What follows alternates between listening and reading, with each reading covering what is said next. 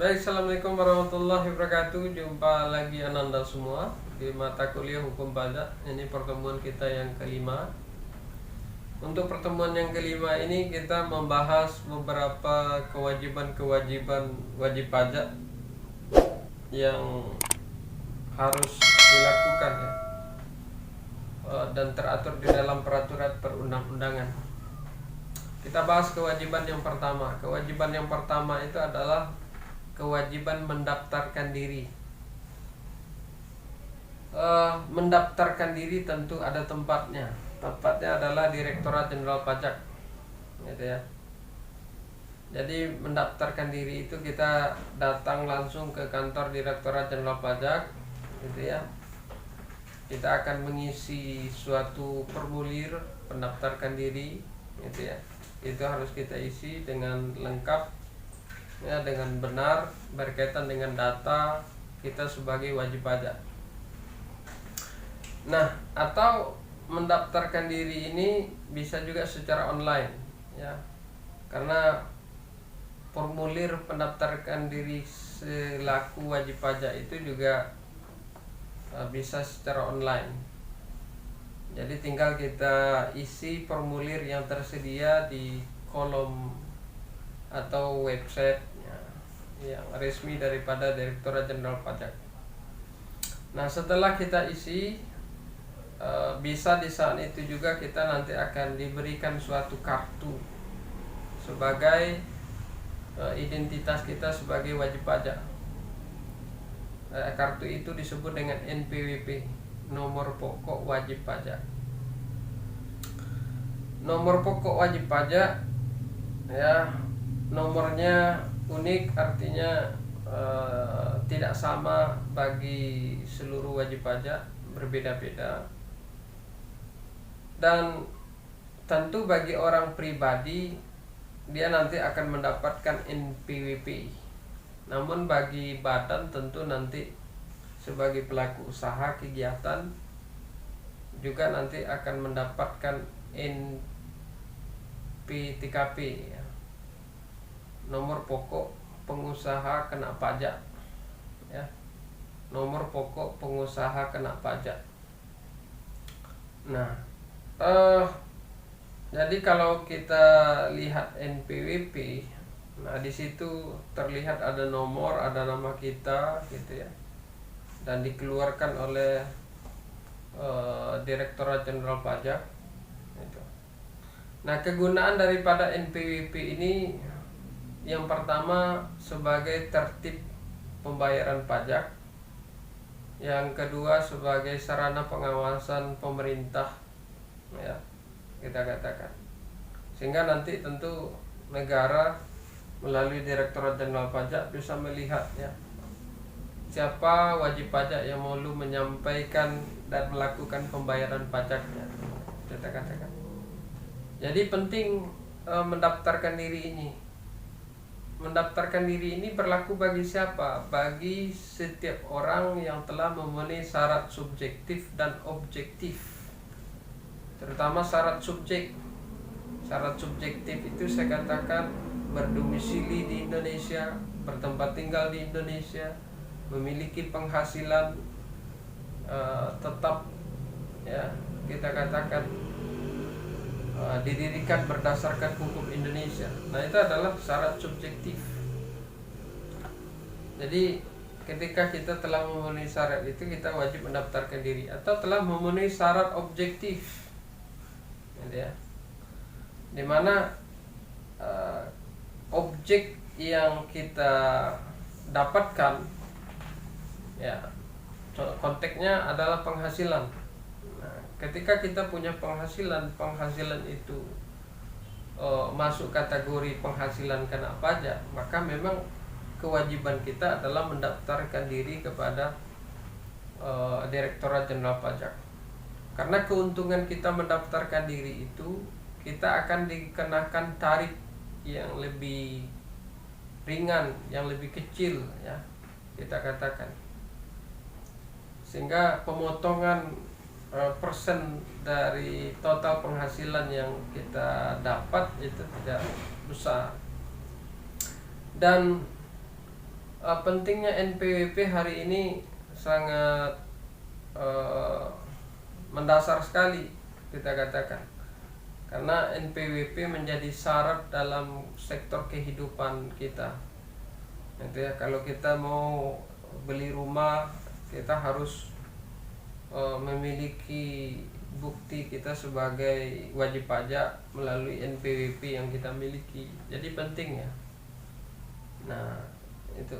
Jadi kewajiban yang pertama adalah kewajiban mendaftarkan diri, dan itu bisa dilakukan secara konvensional atau secara online ya, melalui website Direktorat Jenderal Pajak, atau kita yang saya katakan tadi datang langsung ke kantor Direktorat Jenderal Pajak mengisi formulir, dan di saat itu pula mungkin kita bisa mendapatkan nomor pokok pengusaha, nomor pokok wajib pajak atau nomor pokok pengusaha kena pajak, gitu ya. Itu kewajiban yang pertama. Kewajiban yang kedua adalah mengisi dan menyampaikan SPT. Mengisi SPT ini dalam kerangka pikir self assessment system ada 3 kata ya: lengkap, benar, dan jelas. Lengkap, kolom-kolom yang tersedia di surat pemberitahuan tahunan gitu ya, itu harus kita isi dengan lengkap gitu. Tidak ada sepanjang kolom itu wajib diisi oleh wajib pajak harus kita isi, kecuali memang ada kolom yang memang harus diisi oleh petugas pajak kita katakan. Tapi sepanjang harus diisi oleh wajib pajak harus kita isi. Jadi itu lengkap gitu ya. Tidak ada ruang atau kolom yang tinggal yang menjadi kewajiban harus diisi oleh wajib pajak. Yang kedua adalah benar. Data diri kita sebagai wajib pajak adalah data diri yang sebenarnya. Utang, besaran utang yang harus kita sampaikan dalam kerangka pikir self assessment system itu harus benar. Gitu ya. Tanda tangan yang kita bubuhkan di SPT itu benar gitu. Itu adalah tanda tangan kita. Jadi itu yang berkaitan dengan benar. Benar berkaitan dengan data diri, benar berkaitan dengan jumlah utang pajak yang harus dibayarkan, benar berkaitan dengan tanda tangan yang dibubuhkan. Selanjutnya jelas gitu ya. Apa yang kita tulis itu jelas, mudah dibaca, mudah dipahami gitu ya. Nah, itu yang terpenting ya di dalam mengisi SPT. Karena kalau kita tidak mengisi SPT dengan 3 kata itu, Direktorat Jenderal Pajak atau kantor pembayaran pajak ya menganggap kita tidak pernah menyampaikan SPT. Nah, kapan terakhir waktu terakhir menyampaikan SPT? Surat pemberitahuan masa itu 20 hari setelah berakhirnya masa tahun pajak. Ya, berakhirnya masa tahun pajak. Itu berkaitan dengan surat pemberitahuan masa. Ya, 20 hari sejak jatuh tempo itu kita katakan. Nah, kalau berkaitan dengan surat pemberitahuan orang pribadi itu 3 bulan sejak masa tahun pajak berakhir kita katakan. Kalau berkaitan dengan surat pemberitahuan pajak badan itu 4 bulan gitu ya. Nah, kalau kita tidak mematuhi dan tidak kunjung mengisi dan menyampaikan SPT di waktu itu, kita dianggap tidak menyampaikan SPT. Maka nanti kita akan dikenakan sanksi administrasi berupa denda, gitu ya.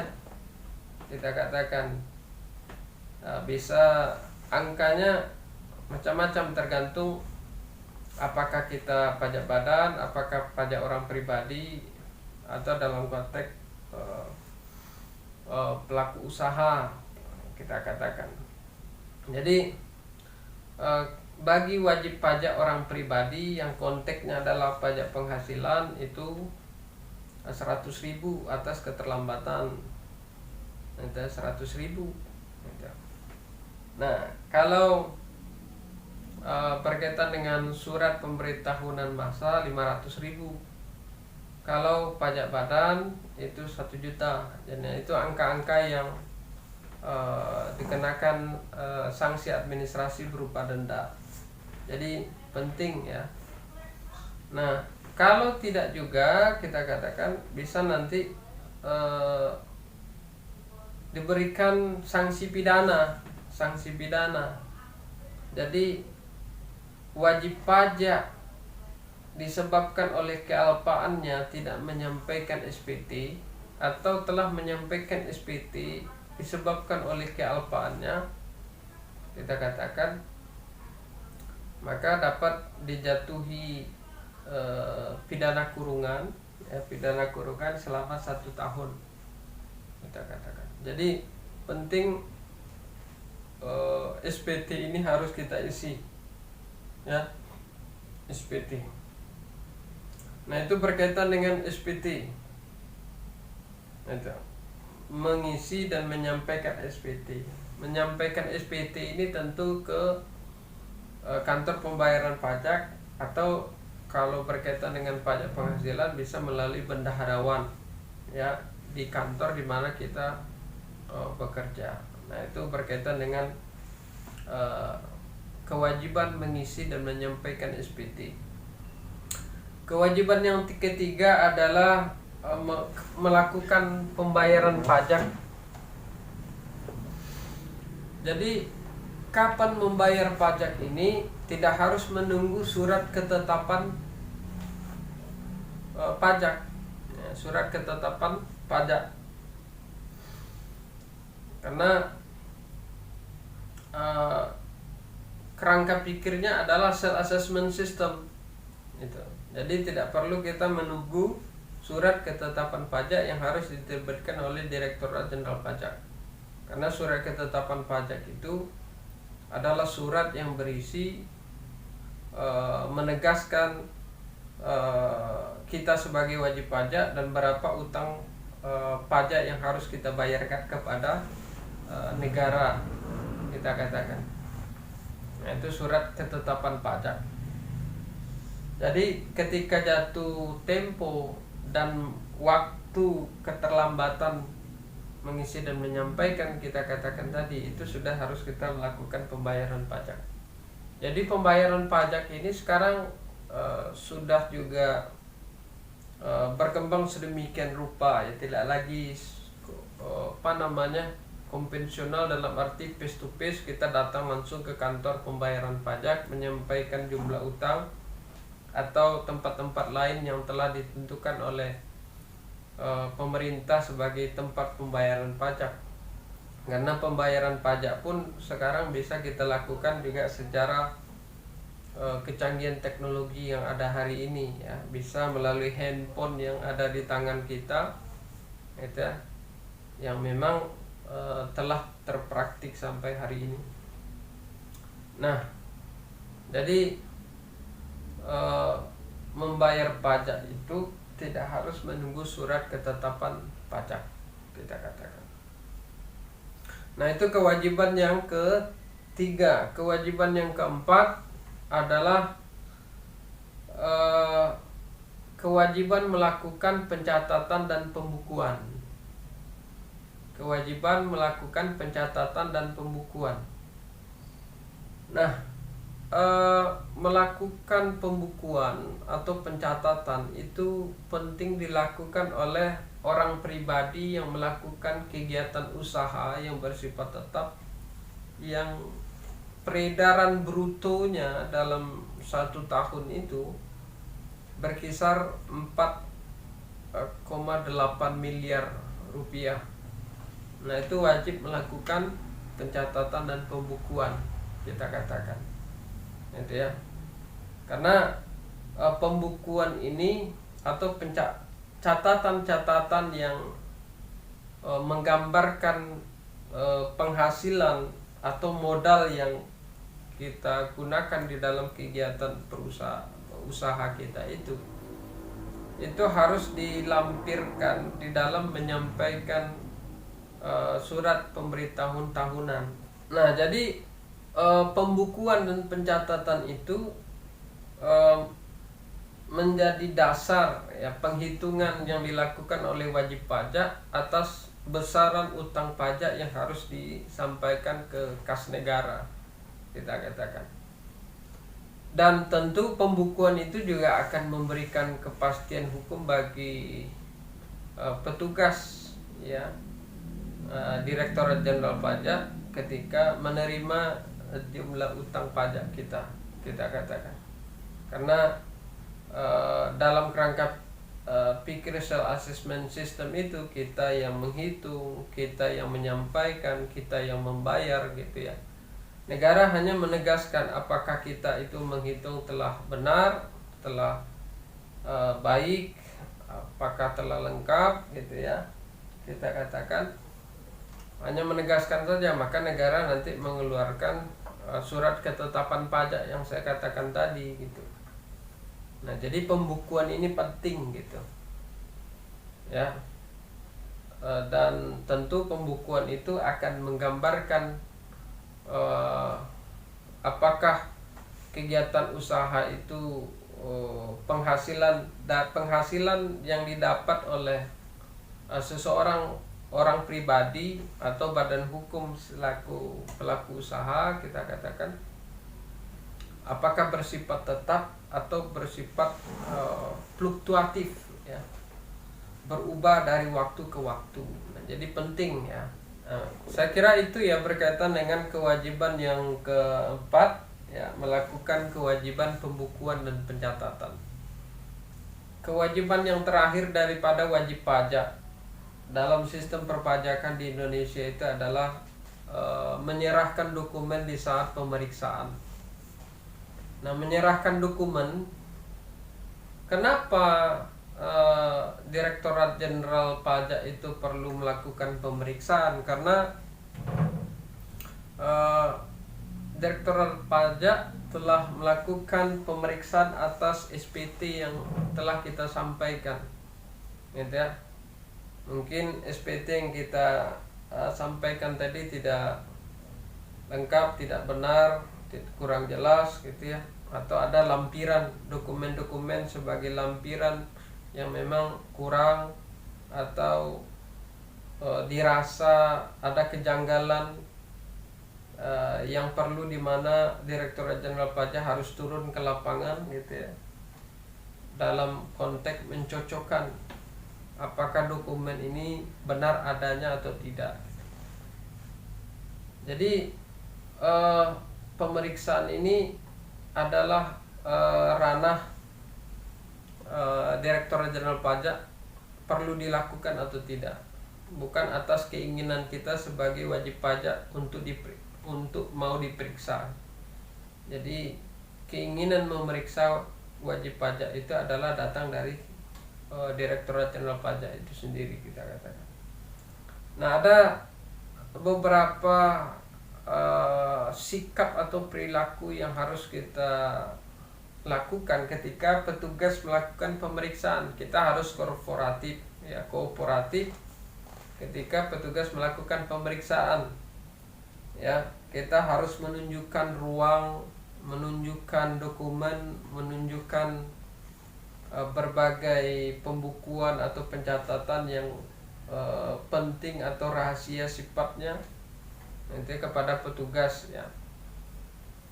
Jadi kita tidak boleh melakukan kegiatan menghalang-halangi gitu ya, berupaya menghalangi petugas melakukan pemeriksaan. Jadi